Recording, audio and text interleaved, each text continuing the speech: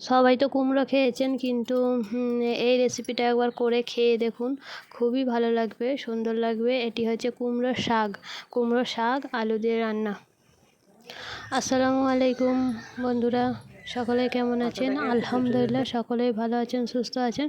প্রতিদিনকার মতো আজকে আরেকটি নতুন রেসিপি ভিডিও নিয়ে চলে এসেছি। আজকের রেসিপিটা হচ্ছে কুমড়োর শাক। সকলেই তো কুমড়ো রান্না খেয়েছেন, কুমড়োর নানান ধরনের রেসিপি করে খেয়েছেন, কিন্তু এটি হচ্ছে কুমড়োর শাক।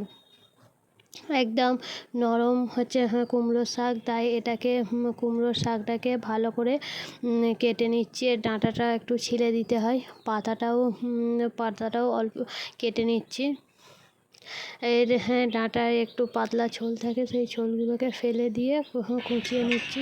কুচোনোর পরে ভালো করে ধুয়ে নিয়েছি শাকটাকে, কাটা হয়ে গেছে, কেটে কুচোনো হয়ে গেছে। এরপরে শাকটা রান্নার জন্য তেল দিয়ে দিয়েছি।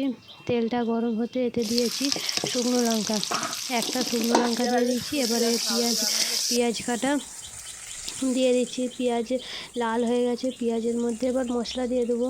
যেমন লঙ্কা গুঁড়ো দিয়ে দিচ্ছি, হলুদ গুঁড়ো, নুন দিয়ে মশলাটাকে ভালোভাবে কষে নিয়েছি।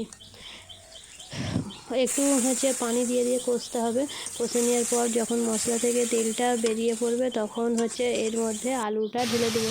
তখন মশলাটা ঠিক এইরকম একটু মশলার মধ্যে থেকে তেলটা বেরিয়ে আসলে তারপরে আলুটা ঢেলে দেবো। তেল ছেড়ে গেছে, এরপরে কেটে রাখা আলুটাকে এর মধ্যে ঢেলে আলুটা মশলার মধ্যে ভালো করে মাখিয়ে নিতে হবে। মাখিয়ে নেওয়ার পর যখন ভালোভাবে মাখানো হয়ে যাবে, তখন কেটে রাখা শাকটাকে ঢেলে দেবো, কারণ শাকটা তাড়াতাড়ি সেদ্ধ হয়ে যায়। আলুটা মশলার মধ্যে ভালোভাবে কষা হয়ে গেছে। এরপরে শাকটা অল্প অল্প করে দিতে হবে, কারণ শাক কমে যায়, তাই অল্প দিয়ে একটু নাড়াচাড়া করে তারপরে আবার কিছুটা দিতে হবে। শাক আর আলুটা ভালোভাবে মাখিয়ে নেব। আর আমার রেসিপি যদি ভালো লেগে থাকে তাহলে লাইক করবেন, আর কেমন লাগলো সেটি আপনাদের মতামতে জানাবেন। আর প্লিজ চ্যানেলটাকে সাবস্ক্রাইব করে দেবেন। এখানে আলুটা আর শাকটা ভালো করে মাখিয়ে নিয়েছি চাপা দিয়ে। দেখুন শাকটা কতটা কমে গেছে। শাক নরম শাক তো, তাই কমে যাবে। তাই অল্প শাকে যতটুকু শাক তার থেকে কম আলু দিতে হবে। এখানে চাপা দিয়ে রেখে, এতে পানি দেবো না, চাপা দিয়ে ভালো করে কষে নেব। ঢাকনা দিয়ে ভালো করে কষে নিচ্ছি। এর মধ্যে থেকেও পানি বার হয়, তাই এতে একটুকু পানি দিইনি।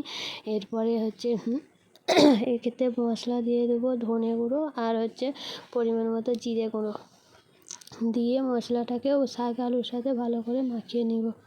মাখিয়ে নেওয়ার কিছুক্ষণ পরে এটাকে ওই 5-7 মিনিট নয়, 2-3 মিনিট নাড়িয়ে নেওয়ার পরে এটাকে নামিয়ে নেব।